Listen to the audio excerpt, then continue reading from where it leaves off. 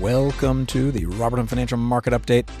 It's your host, Robert Hunt, where I look at the week's financial news. That can be a little bit confusing, misleading, and take you off course.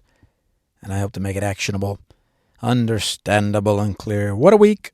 What a show. We're going to look at Fidelity and what they are trying to do to make a nickel off of you, the investor, and the ways in which we need to be ready to navigate what is going to be some landmines. And then we're going to look at the hidden cost of homeownership. Yes, one of the truths that is never questioned is, should I buy how much house and when? We're going to look at all the costs that come along with buying as much house as you can and ways in which we can navigate that. And then we'll end with a new segment I like to call So You Think You Want to Be an Investor. New segment. It's kind of a derivative of Robert's Corner, but it's So You Think You Want to Be an Investor.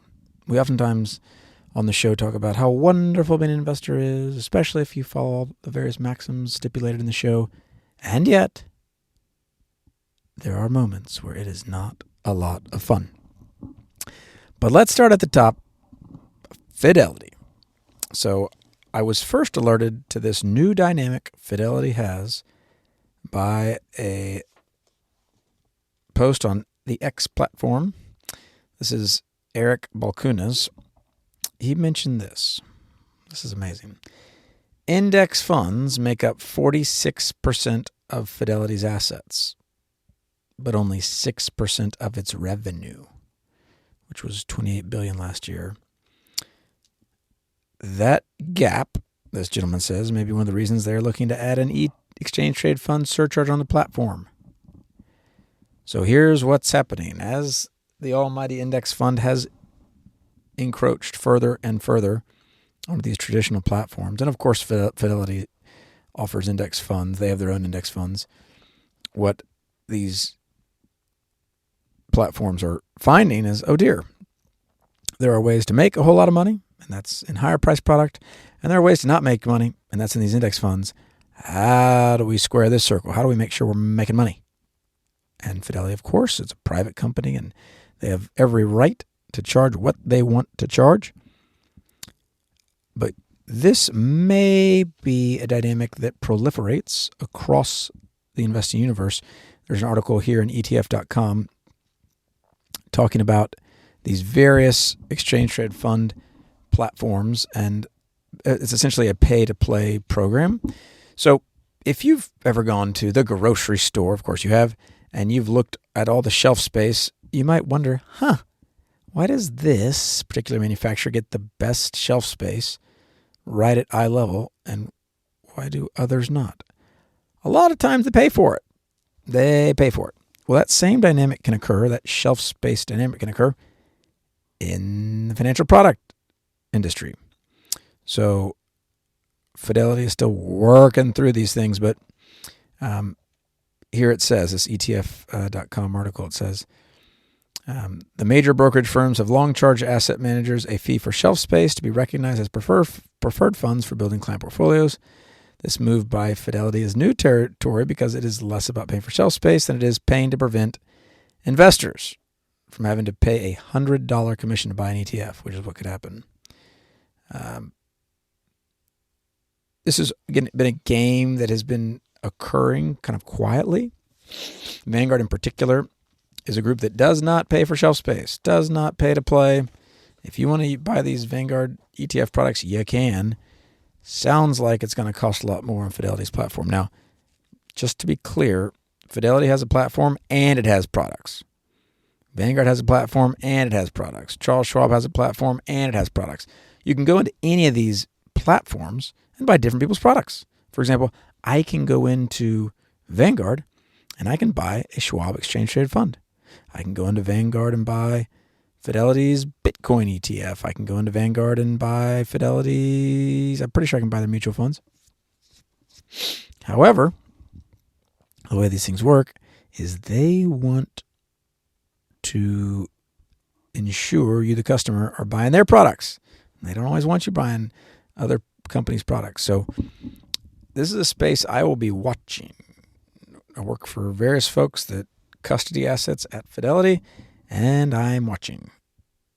Now, Fidelity does plenty of things right, and historically they have had a lot of great options for people. They have low-cost target date funds now. They have the lowest, or some of the lowest cost index funds in the industry. So they may just be pushing to those products. That's fine.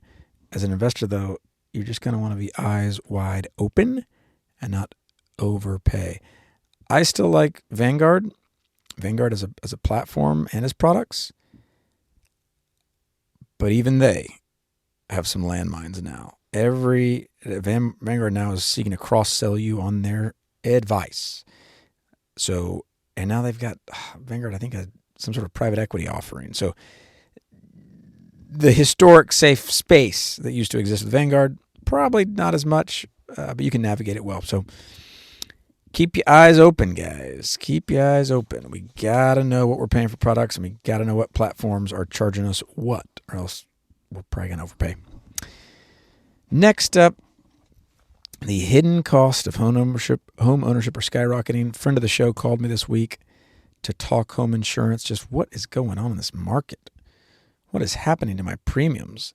In this particular instance, and this is true of all across the board with people I talk to, is they're saying, hey, am I paying what I should be paying for home insurance? My rates are up 20, 30, 40, 50% year over year. How is this possible? Well, there's not an easy way out of this. So this Wall Street Journal article talks about how folks are sticker shocked.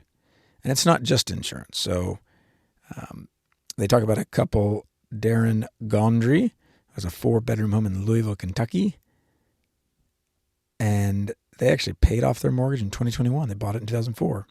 However, the point is their bills haven't stopped. Their home insurance costs have risen 63% in 2 years. I'll say that again. Their home insurance cost is up 63% in 2 years. Property taxes, utility costs, homeowner association fees have all risen. This gentleman says, I'm sticker shocked. Homeownership affordability fell to its lowest level since the 1980s last year as the mortgage rates reached 23-year high. And this is not just happening in Louisville. It's happening all across the country. For my Texas listeners, if you're renewing, you're probably experiencing some of this. Folks in Florida are certainly experiencing some of this. So what is occurring is this is putting pressure on people financially that historically didn't experience these sharp increases year over year. And it got me thinking, yes, the more house you buy, it really can creep up to your cost, even if you have a paid off mortgage. In that previous example, the couple out of Louisville, Kentucky, they did it. They paid off the mortgage. And yet to them, it feels like they've got a second mortgage kind of creeping up behind them. And so they're disappointed. What to do? Well, it's not just insurance is up. It's also costing you more to maintain your home, all the various repairs. Check this out. It costs an average of $6,663 a year to maintain a home. That's up 8.3% from a year earlier. That's from the home improvement company Thumbtack. This is gutter cleaning, lawn care, roof repair, maintenance, those occasional expenses versus regular expenses. And these costs soared during the pandemic. Because what they're saying is there just aren't enough service folks to actually get to all these jobs, and so prices are going up. It doesn't look like they're going down. And even where home prices have gone down, Manhattan, ever heard of it? College Station in the Northeast, one of the country's priciest real estate markets, the typical home values fell 8.9% in February from a year earlier, according to Zillow. But the maintenance monthly fees for recently sold co-ops rose 62% from the first quarter of 2020 to the first quarter of 2024. That's nuts. Condo fees rose 45% in the same period. Whoa. Property taxes also up a lot. And they have a whole host of reasons why this is happening. Catastrophic weather. Labor material costs are up. even if you're not going to get hit by a wildfire or a hurricane, still up. What do you do? Well, if you're thinking about buying a home, you can at least pause and say, how much home do I really want to buy? And oftentimes when we start this discussion, we say, yeah, well, I'm going to make money on the house. And it certainly has felt like that of late, hadn't it? Home prices are up, up, up, up, up, up and up and up. And so there is still the belief that, hey, the more house I buy, I'll be better off. I feel that way most of the time. I don't push back on someone who wants to buy a house. Usually it's a forced savings account, mortgage, whatever.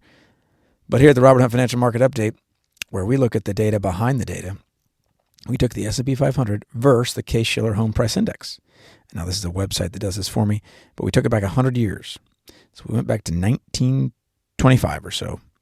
And we said, all right, if we were to say who's winning, the S&P 500 or this Case-Shiller Home Price Index, believe it or else, it was interesting. It was about a tie from 1925 to 1946. If you bought a house and you invest in the stock market, you're tied. Now, what's going on there? The Great Depression certainly hurt the stocks, but I bet it hurt houses too. And then it starts to widen a little bit. From 1925, you get to mid-1950s, the S&P 500 is up 500%. Your house index is up 151%. We then creep ahead to 1970. Houses are up 900%. No, I'm sorry. Houses are up 230%. Stocks are up 900%. Creep ahead. It's going to start to really widen here. Let's take us out to 1990. Again, this is from 1925 to 1990. Stocks are up about 4,000%. Houses are up 1,100%. Whoa, big jumps are occurring. Let's pop over to the year 2000. Stocks are up 17,000%. Houses are up 1,600%. And then we get really, really, really big. The stock market just blows out. So where are we today? From 1925 to present, stocks are up about 60,000%. Houses are up 5,000%. So houses are up. They're up. This is just the price. This is the Case-Shiller folks or this group, I guess longtermtrends.net. Chart clearly shows the S&P 500 beating the Case-Shiller Home Index over the long term. But it appears like the stock market's more volatile than housing. But what I say here is the belief that housing is buying as much house as you can and it'll appreciate, don't you worry.